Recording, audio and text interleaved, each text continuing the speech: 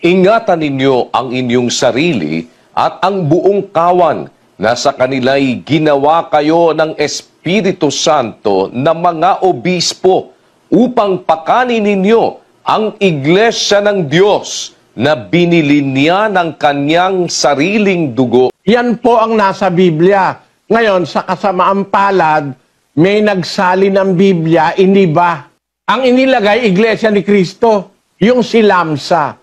Kaisa-isang Biblia yon na ang nakalagay, Iglesia ni Cristo. Salin ni Lamsa, isang modernong Biblia. Pero kung babalik po tayo sa Bibliang Grego na orihinal na lingwaheng ginamit ng Bagong Tipan, ang nakalagay po sa Grego, Ecclesian to Theo. Basahin natin yung 20:28 ng Gawa. Prosechete eotois kai pantito puimnio en o umas to pneuma to agion eteto episkopos oi mainen en ecclesian to Theo. Iglesia ng Diyos, hindi iglesia ni Kristo. Nung sabihin ni Kristo, itatayo ko ang aking iglesia, sarili niya ba yun?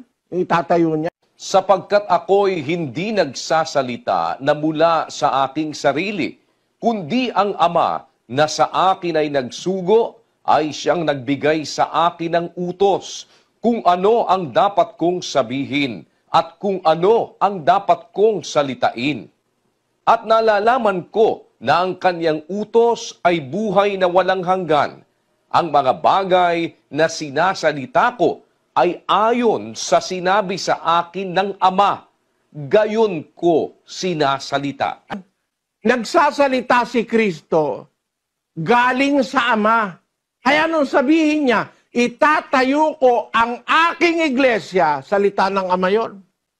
Sabi ni Kristo, hindi ako nagsasalitang mula sa aking sarili, kundi ang Ama na sa akin nagsugo, nagbigay sa akin ng utos kung ano ang dapat kong sabihin, kung ano ang dapat kong salitain. Kaya nung sabihin niya, itatayo ko ang aking iglesia, kanya ba yon? Hindi po. Ang Ama yon. Salita ng Ama yon na nanggagaling sa bibig ni Kristo. May hula bago pa siya nagkatawan tao. 18:18 ng Deuteronomio. Pakinggan nyo. Aking palilitawin sa kanila ang isang propeta sa gitna ng kanilang mga kapatid na gaya mo. At aking ilalagay ang aking mga salita sa bibig niya at kanyang sasalitain sa kanila ang lahat ng aking iuutos sa kanya. Sinong propeta yon? Napapalitawin ng Diyos gaya ni Moises, 3:22-20 ng Gawa. Pakinggan nyo. Tunay na sinabi ni Moises, ang Panginoong Diyos ay magtitindig sa inyo ng isang propetang gaya ko mula sa gitna ng inyong mga kapatid.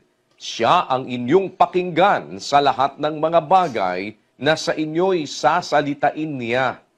At upang kanyang suguin ang Kristo na itinalaga sa inyo na si Jesus. Nalagay ko ang aking mga salita sa bibig niya. Kaya pag nagsalita yung propeta na yon, ang sasabihin nun, salita ng Ama. Sa ibabaw ng batong ito, itatayo ko ang aking iglesia. Kanino ngayon yon? Kay Kristo? Hindi po. Sa Ama yon. Kaya nga iglesia ng Diyos yun Ang liwaliwanag sa Gawa 20. Ang opisyal na pangalan ng iglesia sa Biblia ay Iglesia ng Diyos. Bawat tinatawag sa aking pangalan at yaong aking nilikha ay sa aking kaluwalhatian. Yaong aking inanyuan, oo, yaong aking ginawa. Kaya nga lahat ng bagay na sa Diyos tinatawag sa pangalan ng Diyos Di ba? Sabi ni Kristo sa 8:44 ng Juan, kayo'y sa inyong amang dyablo. Meron namang tao sa Diyos naman. Nasa 3:17 ng ikalawang Timoteo. Ngayon, anghel ng Diyos. Lahat ng sa Diyos tinatawag Tao ng Diyos, Espiritu ng Diyos, anghel ng Diyos. Pati si Kristo, tinatawag Kristo ng Diyos 9:20, kapatid na Daniel. At sinabi niya sa kanila, "Datapwat, ano ang sabi ninyo kung sino ako?" At pagsagot ni Pedro ay nagsabi, "Ang Kristo ng Diyos." Kaya lahat ng sa Diyos tinatawag sa kanyang pangalan. 9:19 ng Daniel.